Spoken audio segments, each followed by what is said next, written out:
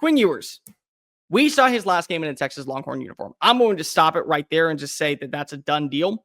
I don't know if we're going to see him done in college, but I do know that we are going to see him done. There's a report by Pete Thamel that says that he is going to the pros. That might change. Remember the exact same way that Carson Beck, who we're going to talk about in a little bit, he decided to go and declare for the NFL draft. Here's the thing. He never picked up an agent. To go to the NFL draft, and this is something that I learned most recently, actually, you have to be able to sign with an agent. Until you do that, everyone is able to talk to you, which is why last year, Cam Ward never picked up an agent, talked to Miami, and eventually found his way over to Coral Gables, where he became probably one of the best passers in the ACC. That's going to be the exact same plan for Carson Beck, who is really going down there for a ton of reasons. We're not going to get into the actual details for it. Quinn, I don't know what his case is, but I do know that his legacy is going to be flawed at Texas. It's not going to be the same standard that it probably should. And I keep bringing this up, and people ask me, what do you think about Quinn Ewers? What do you think about his overall demeanor when he's at the University of Texas and we look for the long haul? Sadly, I had to compare him to a quarterback that many people love to crap on in the state.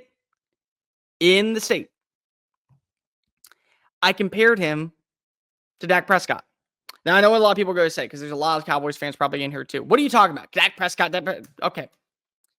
Dak Prescott is the easy target to go after because he plays for the Dallas Cowboys. The Dallas Cowboys, who have not been to an NFC championship game since 1995. The Dallas Cowboys that have not been able to get over the hump and actually win a Lombardi trophy since basically Jerry Jones sold his soul to the devil in the 1990s. The Cowboys that still put the wagon before the horse all the time and act like that they're back to the same dynasty level, but yet Dak Prescott struggles in the biggest games. But here's the thing. Dak Prescott is a 5-time 4,000-yard passer. He's been to multiple Pro Bowls. Last year was in the running for the MVP. Took his team to the number 2 seed in the NFC playoffs and still gets shafted. Still gets crapped upon. Still gets told all the time that he is not good enough to be the starting quarterback. He shouldn't be playing in the NFL anymore. But I can promise you this. The second that Dak Prescott goes to another team, the second that Dak Prescott's playing against you, you're probably rooting for him. You're probably saying that that's a good fit. You probably don't want to face off against him. That's Quinn Ewers to me. Quinn Ewers is the first quarterback since Sam Ellinger to have back-to-back 3,300-yard seasons. He's the first quarterback since Sam Ellinger to have 20-plus touchdowns in back-to-back seasons. He's the first quarterback to have a passer rating of over 150. Oh, and by the way, he's also the first quarterback since Sam Ellinger to have a conference championship appearance. And he's the first quarterback since, he's the first quarterback since Colt McCoy to have a conference title. He also has a win over Alabama. He also a double-digit win against a Nick Saban-led team. He also has a Big 12 record for the most passing yards in conference championship history.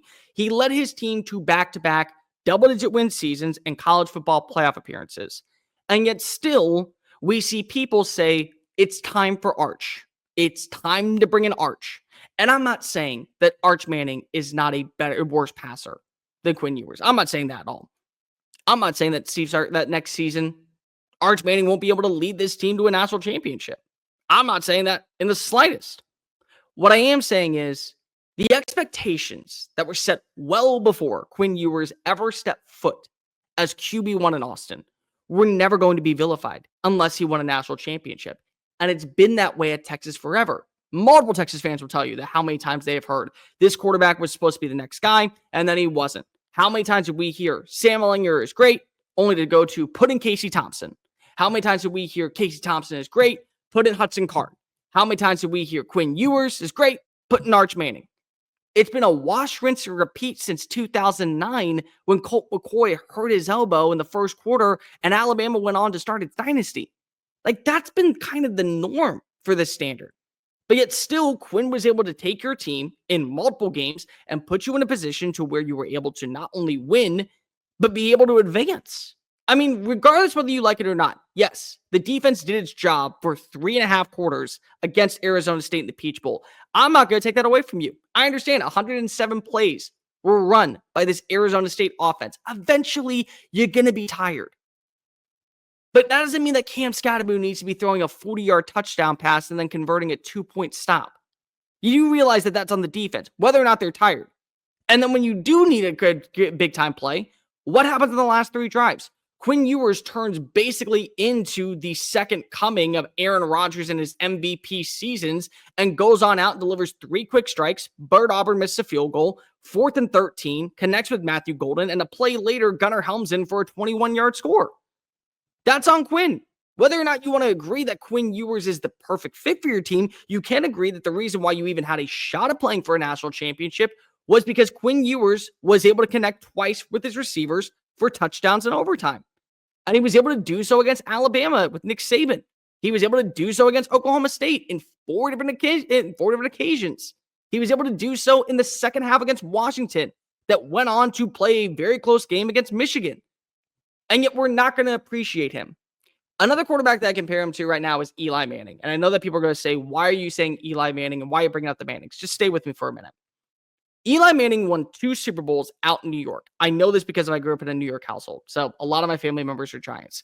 By the time that he got to the end of his career, they wanted to get rid of him. They couldn't stomach him anymore. They said, bring in X quarterback. Let's try this guy. They always wanted the backup to be called. And then they go and they draft Daniel Jones. And eventually they realize, okay, it's time that we go start a new chapter.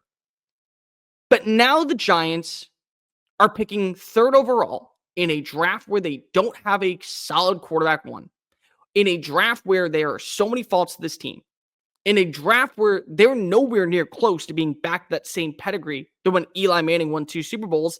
And I guarantee you, a lot of people in New York, a lot of people that root for Big Blue, look back and say, I didn't appreciate a guy like Eli Manning enough.